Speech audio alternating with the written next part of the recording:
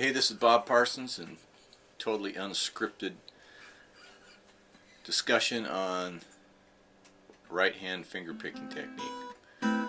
So, let's start with naming what we're talking about here. We got thumb, index, middle, and ring. And so if you're seeing it on tab, it might be TIMR. And the pinky would be P, I guess. A lot of people don't use their pinky, but I learned to use my pinky grabbing chords playing in the Son Henry band. And I can articulate with it a little bit on finger rolls if they're simple. So let's talk about the hand at first. I got my technique from a book called the Segovia Technique by one of Segovia's pupils. His name was Bobry, and he talked about how the length of fingernails. And my fingernails, you can see, they don't stick out over the flesh of my fingers. They're not real long, and that way your tone comes partly from the flesh of the finger and partly from the nail itself. And not to diss anybody, but I've never seen anybody play with real long fingernails that I like their tone.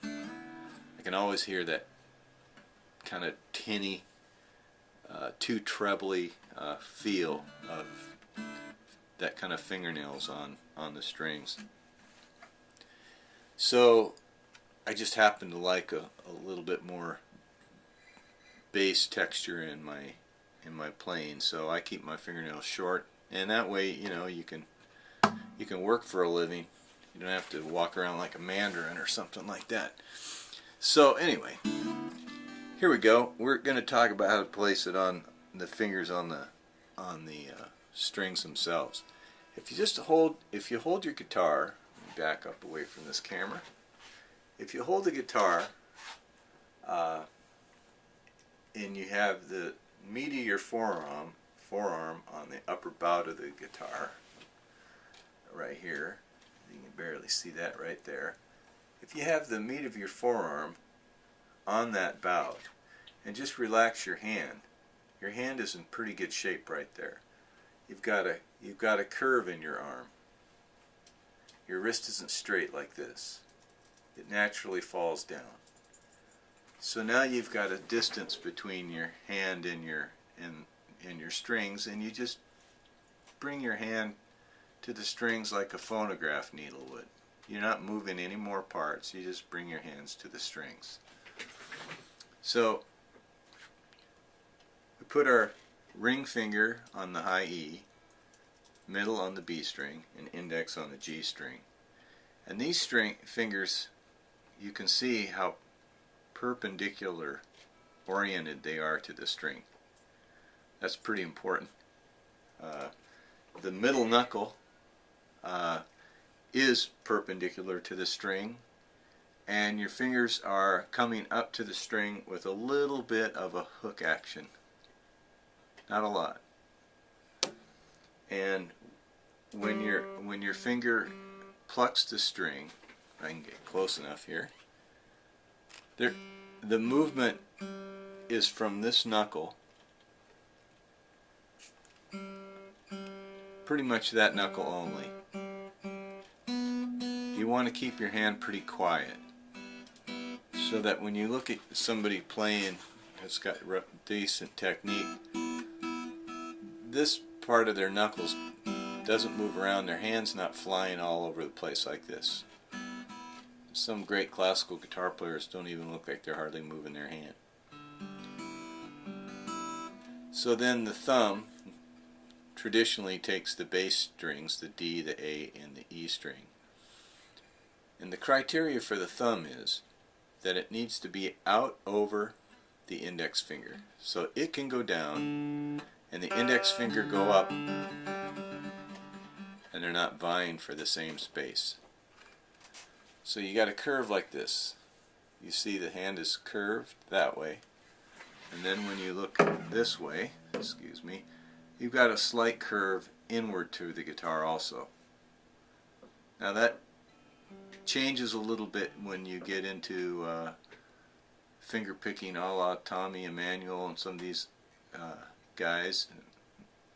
When you want to move your wrist in and start dampening the strings, that's a different technique, and I'm not going to get into that. But just for straight finger picking, you kind of want two curves. The inside curve here, and then the curve of your hand coming down. So having said that, the motion of your fingers when they pick is just coming, your fingers are kind of aiming towards the center of your palm there, like that. That's the motion. Not much more than that. And I don't know what it is about females that I teach, but their fingers tend to be longer looking than guys, and tend to have a lot of space between their fingers when they finger pick. So what I've done, and it sounds kind of stupid, but I'll take a rubber band and put it around these three fingers here, up like this, to keep the fingers together. You want to, this one's actually kind of stiff, it's just one I had on my desk. The idea is to keep these three fingers together as a group. So I think that just about covers all I want to cover on how to hold your hand finger picking. You can get some advice if you look up Tommy Emmanuel and lesson. You'll see several guys giving you lessons on how to do alternate bass moves, like that.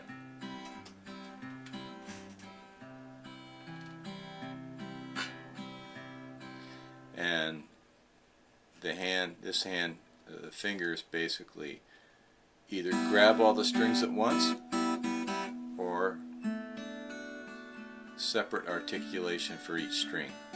Rolling down, I guess that would be up sonically, and then rolling back. You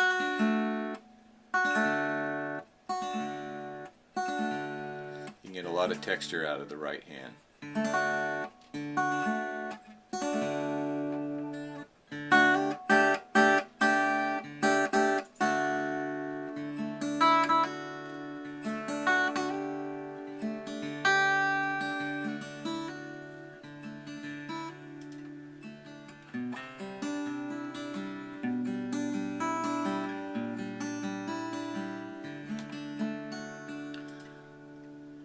I usually, one of the songs I use quite often in teaching fingerpicking is Can't Find My Way Home, and there's a video I have teaching how to use your fingers to play that song, and it's on my channel, and so you can check that out. But that's just about it for fingerpicking right now.